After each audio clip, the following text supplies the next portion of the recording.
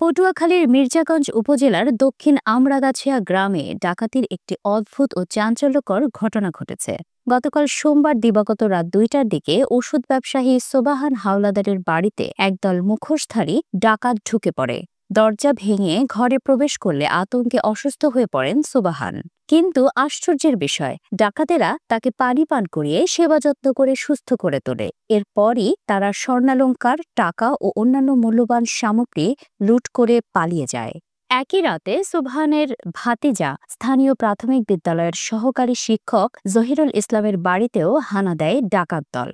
মুখোশধারীরা তার আধা পাকা ঘরের দরজা ভেঙে প্রবেশ করে পরিবারের সদস্যদের চোখ মুখ বেঁধে ফেলে। জহিরুল ইসলাম জানান, বৃষ্টির মধ্যে ডাকাতেরা ঘরে ঢুকে প্রায় 18,000 টাকা, 2.5 ভরি স্বর্ণালংকার এবং অন্যান্য জিনিসপত্র লুট করে নিয়ে যায়। সোবাহান হাওলাদার জানান, 3 জন ডাকাত আমার কক্ষে ঢুকেছিল। তারা নিজেদের ডাকাত বলে পরিচয় দিলে আমি ভয় পেয়ে অসুস্থ হয়ে পড়ি। তারা আমাকে পানি খেতে দেয় এবং আমার খেয়াল রাখে। পরে আলমারি ভেঙে 10,000 টাকা, 1 ভরি ওজনের স্বর্ণের চেইন ও আরও কিছু মালামাল নিয়ে চলে যায়। ভুক্তভোগী পরিবারগুলো জানিয়েছে, ডাকাতির সময় তারা চিৎকার করেননি, ফলে ডাকাতেরা শারীরিকভাবে ক্ষতি করেনি।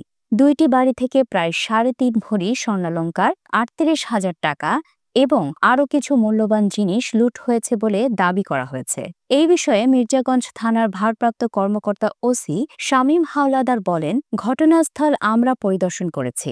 ভুক্তভোগীদের পক্ষ থেকে অভিযোগ পেলে আইনানুগ ব্যবস্থা গ্রহণ করা হবে।